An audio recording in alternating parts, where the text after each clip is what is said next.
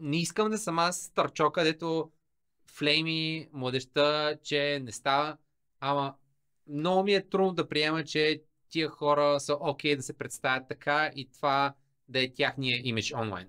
Нашите приятели от Prestige Productions Official, които със сигурност ги познаваме и те също ни познават, правят някакво шоу и ние сме там за него. Гош се завръща, къде е бил, първо ще разберем. О, Гоши. Казвам се Георги Петков, занимавам се с музика и моделство, социални мрежи. Това накратко за мен. Другото ще разберат в последствие по време на епизода. Гош е модел.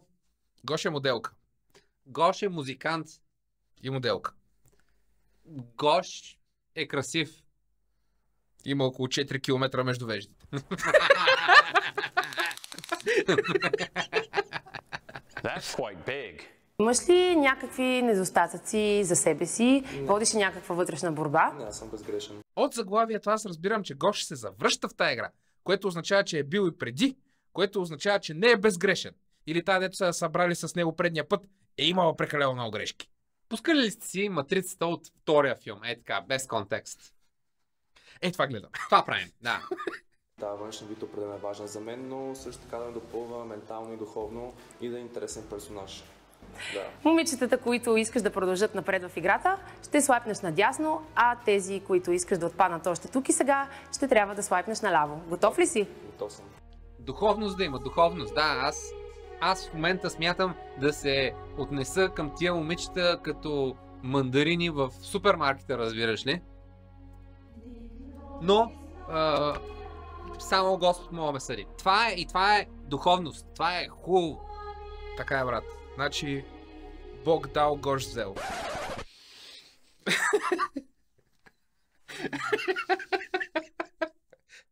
Мария, 16 години, от град Петрич. Не знам. Това е Не много знам. на кантар. Не знам как се чувствам за... Да, пускайте 16 годишните. Значи, разликата е около 3 месеца това да стане прокурорска щерка. Само това ще кажа. И Майя, на 23 години, от град София. Сега, маската изглеждаше ли като телетуби там? Не знам. От телевизора и липсваш. Ма моля да дойде по Ансунг на среща, тире запознанства, тире измет реалити шоу. Не върви. Ами, какво да ти разкажа? Обичам да тренирам, занимавам се с... Какво се занимавам? Тия момичета реални ли са или са им дали един лист с хартия и са били такива? Ти изглеждаш достатъчно добра, нека създадем твоята персоналност, защото те генерирахме с AI и все пак трябва да вярват хората, че съществуваш. Мисъл, и отделно, ако аз 3 пъти седмично тренирам, взимам от времето си, в което лежа и ям, да отида да тренирам, Така. най-вероятно ще знам какво тренираме, хора, разбирате ли? Не, аз си вярвам на 100%. Така работят циците. Ти си гений. Ти си гений.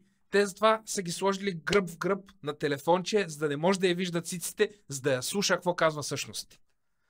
Ти си гений! Ами, учих година и половина в ПУ, но в Пловдив, но реших да прехвърля. Тия са от пелото в Пловдив, човек. Това е пара училището на Пловдив, човек. Там половината бяха гребци.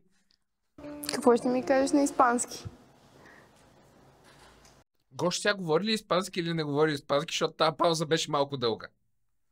А доколкото знам за Гош, Е безгрешен. и аз съм живо заинтересован за неговия живот, той е бил в Испания. Белев, как е гош на испански? Хош.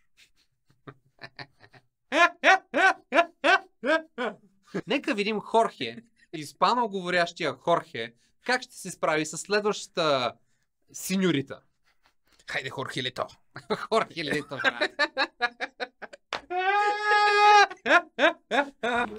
Да.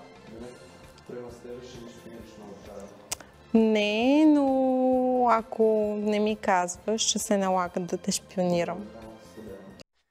Отговарям с една дума, ревнива съм и имам цяла армия от папараци, които ще те следят всеки път, като решиш да излезнеш без мене. Зелени флагове.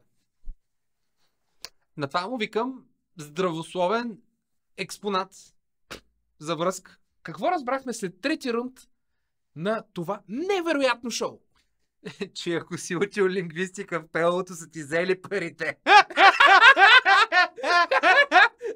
С следващите 4 прекрасни дами ще продължим в много по-пикантен кръг. Добре. И ще трябва да пипнеш момичетата на 3 различни места. Ще трябва да ги докоснеш първо по лицето, Да. по ръцете и по раменете. Добре.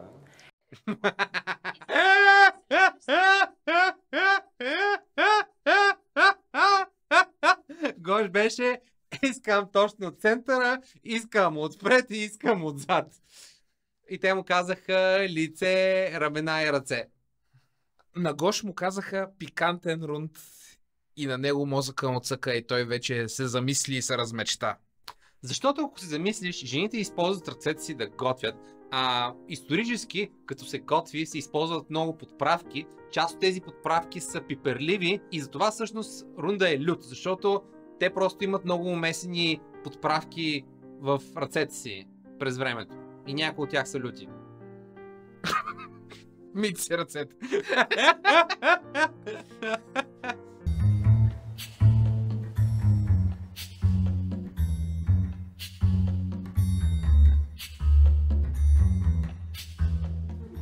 Сравнително... Първо, тая му взе ръката, сложи я тука, облиза му пръста и аз мисля, че продължава. В смисъл... Възмутих се, но и едновременно с това... кой ще лъжим? Това ако ти го направят си такъв... Да. Имаш много мека кожа, като коприна. Благодаря. Да, харесвам. Май скъпиш редовно. Не мога, нещо в мене стана тук 14 годишно момиченце. Пиче, пипна и като най-големия девственик на света и каза да сигурно се къпеш често. Да ти бръкна в устата малко. Потенциално, поради факта, че се къпе често, най-вероятно си мие и редовно зъбите, така че вътре няма да има прекалено много бактерии. На слайпнат кон зъбите не се гледат. От противоепидемични съображения трябва да кажем, не пъркайте в устата на хората, които не познавате по възможност или използвайте ръкавици преди това. Много е вероятно и хората, които познават също да не го харесват това. Май ходиш на фитнес, да. В Всеки форма си. ден. Да. Добре си. Да. Харесваш ми, окей.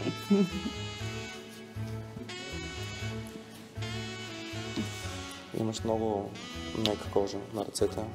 Сигурно се мажеш с крем, чак зекам от притеснение. Да, си искам масико козло.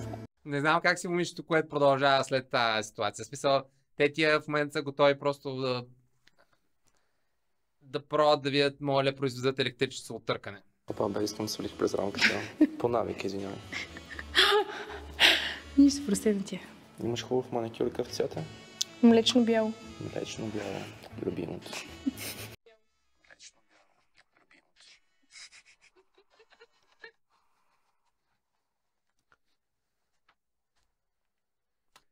Аз се чувствам неудобно. Това е защото си стар. Знаеш, Белев, искаш да ти обясня защо ми е неудобно в тази ситуация? Да, с удоволствие бих разбрал. Обикновено тая част от порното я скипвам. Истината е, че имам някакъв проблем с това, че в момента малко си харесват партньорите като дина на пазара, нали? Така малко да цъфнеш да видиш сега има ли звук, няма ли звук, да видиш каква е плътността, ще е отвътре сочна ли, нали, каката. Явно до това сме го свели. Това е единственият начин, по който можеш да запознаеш с някой в този свят. И така, Гош, пипна ли където очакваше? Ами пипнах, да. Ама трябваше. Еми, не зависи от мен. Губя контрол, когато теб те няма. Не виждам смисъл и ще остана. Дай да пипна твоето малко рамо. Добре, Марков, мисля, че до тук сме на мнение, че точно тази игра не ни хареса прекалено много. Не, развил съм някакъв консерватизъм, който малко се мръщи на този вид сексуализиране на телевизионни предавания. Ако играта така или иначе трябва да е пипане, според тебе къде трябваше да ги пипне, за да не е прекалено сексуално? На най-несексуалното място в цялото женско тяло, да, говоря за лакътя. Надолу има въпрос. Правила ли си тройка?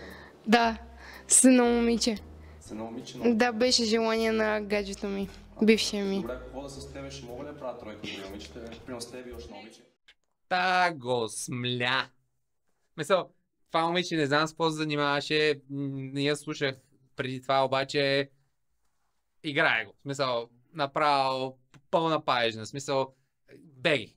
В смисъл, мислиш, че е добра идея? Не. Това е човек, който като ние индийците с флейтата, да разбираш, и ти си просто змията, която е така прави. Тройка, четворка... Не, аз съм много ревнива и такива неща не съм правила. Не, много съм... Няма да ме делиш. Абсолютно. Не. Тия хора имат родители. И аз не мога да си представя да съм бащата на първото момиче или включително и на Гош, нали? И да ги чувам тия неща и да съм... Да, искам детето ми да се държи така в публичното око. Сега разбирам, има някакви глупости, които си ги правиш. Наистина приемам, че съм гласа на консерватизма, ама дръж си ги за вас тия работи, честно. Никой не го интересува какъв разврат си преживял. Не искам да съм аз старчо, където флейми младежта, че не става, ама много ми е трудно да приема, че тия хора са окей да се представят така и това да е тяхния имидж онлайн. Ама Марков, те не са виновните. Виновни са тия зад екрана. Това, че аз го гледам, ти го гледаш. Това е причината да се гледа. Мисля, това, че стане един от двамата, който и да е там, който и да я държи тази продукция. Той псува жените известно време, обяснява как мъжете са потиснати, а жените не стават и накрая отиде да покаже това, което гледат всички. Разни момиченца, които се опитват да си съберат интернет точките, да се държат провокативно. Това гледаме. Това е видеото. И ей го. Какво е? 22 000 гледания за 2 дни. Докато това се гледа, докато няма нищо друго в интернет, то ще се появи нещо друго, ако има интерес към него. Ако всички гледат Ергенино и беглите му подобия, това ще. Окей, кое е най-така лудото нещо, което си правил? По време на секс? Да. Обичаш я да плюя, да те бият или не? Така, тук за секунда се изкефих на клипа, защото част от въпросите, които и аз обичах да питам потенциалните си партньори дълго време, беше: кажи ми най-лудото нещо, което си правила. И това не беше стриктно сексуален въпрос. Беше просто да разбера с този човек имаме ли еднакво разбиране на какво е да направиш нещо лудо. Ясно е, че ще имаме вечери, ясно е, че ще гледаме филми, ясно е, че ходим на някакви булеварни неща, като Escape стаи и така нататък. Ама от време на време искаш да отидеш да метнеш от някоя скала, или искаш да отидеш до някаква страна и да направиш някаква абсолютна простия, която съвсем леко застрашава живота ти, ама те кара да се чувстваш добре. Това, което не ме изкефи, ето. И нещо, което за секунда просто реших, че цялата ни предна тирада е била безмислена. Ето я пита: кажи нещо готино, което си правила, и очаквах тя да каже примерно: страхме от високо и затова скочих с парашут, защото обичам да се боря с страховете.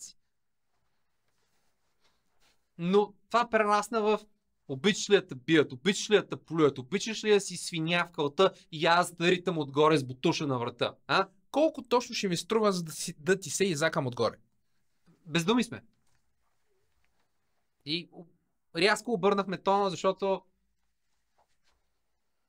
може би допреди малко предаването се опитваше да държи някакво ниво и летвата със сигурност не беше висока, но това вече прерасва в тъпотия. 11 000 човека го гледат това на ден. Вие сте 100. Таван. И сме благодарни за вас. Просто какво трябва да се случи тук, за да има някаква популярност? И не мрънкам, че не сме популярни. По-ли ни за интернет точките, честно. Просто това е краткото време, в което имаме възможността да се докоснем до нещо непродуктивно, което е интернет средата. И да разберем какво се случва с хората различни от нас. И по-често отговора е бате, не си... Нищо. И това нищо много често даже не си струва да се запознаеш.